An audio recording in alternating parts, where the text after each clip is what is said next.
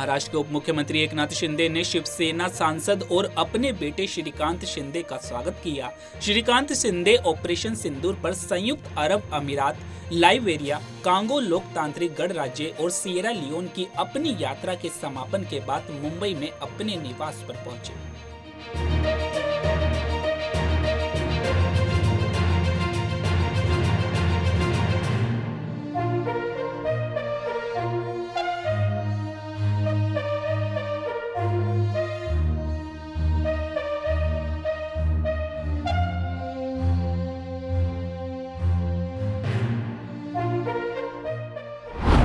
जाति जनगणना के मुद्दे पर आरजेडी नेता तेजस्वी यादव ने कहा कि भाजपा के लोगों की मंशा ठीक नहीं है। हमने पहले भी कहा है कि बिहार चुनाव को देखते हुए इन लोगों ने घोषणा की है। हमारे दबाव और पुरानी मांग के कारण इन्होंने इसे कैबिनेट से पास कराया है। देखिए, इन लोगों की मंशा जो है वो ठीक नहीं है और हम लोगों ने पहले भी कहा तो बिहार चुनाव को देखते हुए इन लोगों ने जो है अनाउंस किया है और हम लोगों का एक दबाव था। ये हम लोगों की जीत थी और हम लोगों की पुरानी मांग रही है, तब इनको जो है केवल जो है पास कैबिनेट से करना पड़ा है। लेकिन अभी कह रहे हैं 2 चरणों में होगी। हम तो कह रहे हैं जाति के साथ हम लोग वर्गों का भी करवाएंगे कि आखिर पता चले कि कितनी जातियां हैं और कितने ओबीसी हैं, कितने ईबीसी हैं। वर्ग का भी जो है कॉलम जो है आना चाहिए।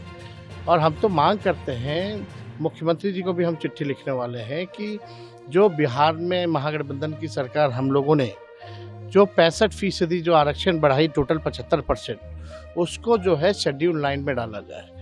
आखिर भारत सरकार या अमित शाह इस पे क्यों नहीं कुछ बोलते हैं? आप आंकड़े तो आगे आंकड़े के अनुसार तो हमको काम जो हम लोगों ने किया है, आरक्षण की सीमाएं बढ़ी है, तो आप तो बिहार के आरक्षण को शेड्यूल 9 में ना रख के आपने कोर्ट कचहरी में आपके लोगों ने फंसाने का काम किया है। इसको अविलंब अगर विशेष सत्र भी बुलाया जाए, भले ही आरक्षण को और बढ़ा दो, लेकिन इसको शेड्यूल 9 में जो है किसी भी प्रकार से डालना पड़ेगा। चिन्नास्वामी स्टेडियम के बाहर की वीडियो जहां भगदड़ मच गई थी। इस हादसे में 11 लोगों की मौत और 33 लोग घायल हुए हैं।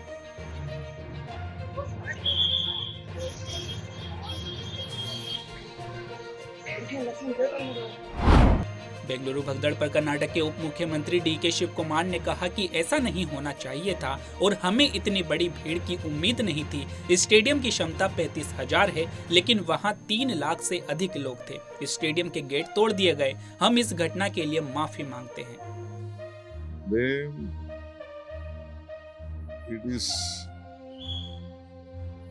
This should not have happened.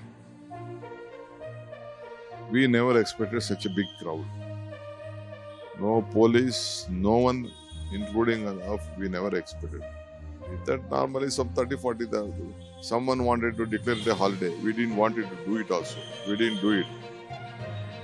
So the crowd also was being divided between Vidhan Sabha and this one. Stadium is 35,000 capacity. But more than 3 lakh people were there around the stadium. And on the streets of from the airport also, I think very massive crowd was there. It was unbelievable. This incident has happened at the stadium where the doors were being, they have broken the doors itself. It is unfortunate, gates have been broken. So we fully apologize for this. RCB also has come out with a statement on this. But still we wanted to know the fact and we want to give a clear message. We will do it.